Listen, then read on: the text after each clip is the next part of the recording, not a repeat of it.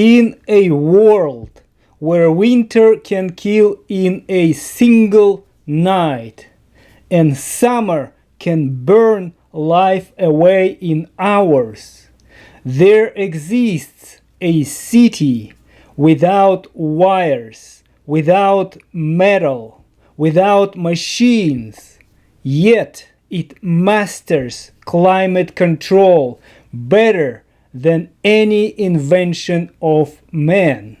Inside this city of wax and winds, there beats a warm, steady heart, a living furnace that never sleeps, a breathing air conditioner that whispers in the dark. This is the story of how the hive bends the laws of heat and cold to protect the smallest, to preserve the future, and to keep life burning in the shadows of death. Number 1. The perfect thermostat. Inside the hive, there is no chaos, no guesswork, only precision. Bees keep their brood chamber at exactly 34 to 36 degrees Celsius. It's around 93 to 97 degrees Fahrenheit. No warmer, no colder.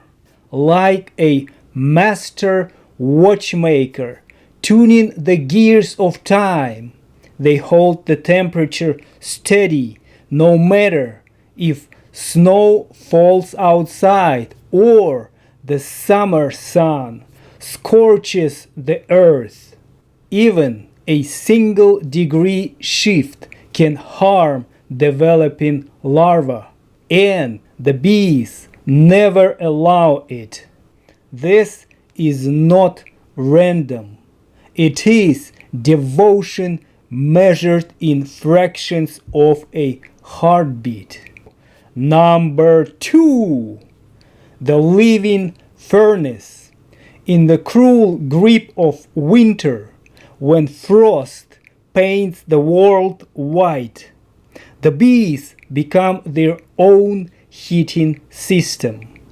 They gather in a dense ball, each pressing close to other, and the ones at the center vibrate their flight muscles without moving their wings.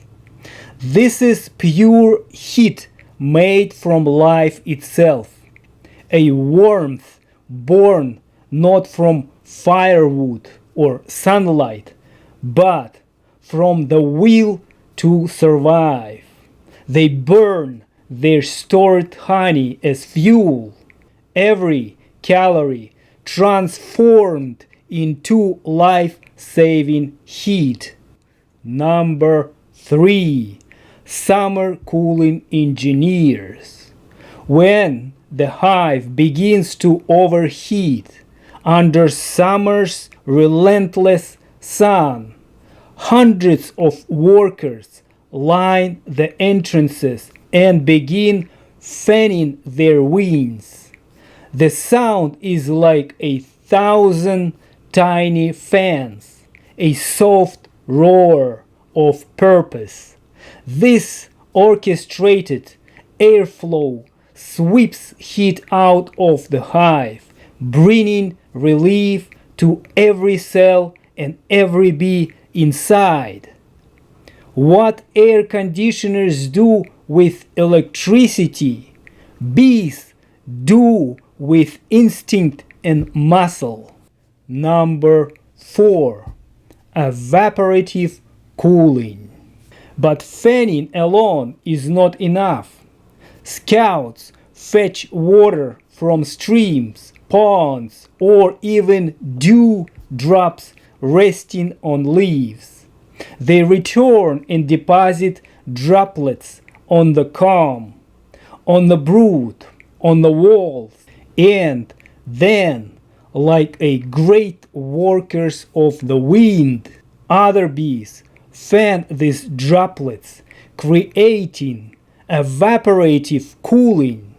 It is the same principle as our modern cooling towers, except theirs is powered by unity, not machinery. Number 5. The heat shield formation. When parts of the hive threaten to become dangerously hot, sometimes under direct sun, bees throw themselves into the role of heat absorbers. They press their bodies flat against the comb to shield it, absorbing the excess warmth into themselves. In doing so, they protect the delicate architecture from collapse. They act not as individuals, but as hives living insulation. Number 6. Thermal zones inside the hive. The hive is not the same temperature everywhere. The warmest core holds the brood, their fragile bodies needing the most stable heat. Surrounding that is the slightly cooler honey zone, where lower temperatures preserve its quality. Pollen sits in a transitional belt between warmth and coolness, in the perfect conditions to keep it fresh. Without blueprints, bees design a building whose temperature layers rival the precision of our most advanced climate systems. Number 7. The winter heat ball. When winter's cruelty is at its peak, the colony forms a sphere around the queen and brood. Those on the outside endure the cold, slowly rotating inwards to warm up, while the inner circle rotates out to take their place. It is a slow, silent dance of survival. No bee abandoned, no one left in the cold forever. In this constant exchange, they live as one beating heart. Number 8. Heat as a weapon. In Japan, giant hornets are a nightmare predator, able to tear through a hive in minutes. But Japanese honeybees have a secret. They surround the invader in a dense ball, vibrating their muscles to raise the temperature inside to a lethal 46 degrees Celsius or 115 degrees Fahrenheit. The hornet cannot survive, but the bees adapted to higher heat emerge unharmed. They do not need stingers. They wield heat as their sword. Number 9. Bee body temperature control. Individual bees are thermal specialists. Foragers can allow their body temperature to drop to conserve energy, but nurse bees tending to the brood keep themselves warm and ready, sometimes running a full degree hotter than the hive average. Each bee's warmth is not random. It is a tailored role in the great machinery of the colony. Number 10. Thermal communication. Heat is more than comfort. It is a language. Sometimes bees warm certain comb cells to signal accelerate brood development or prepare for a new wave of workers. This heating is not accidental. It is deliberate messaging written in degrees rather than words. Number 11. Hot spots and healing.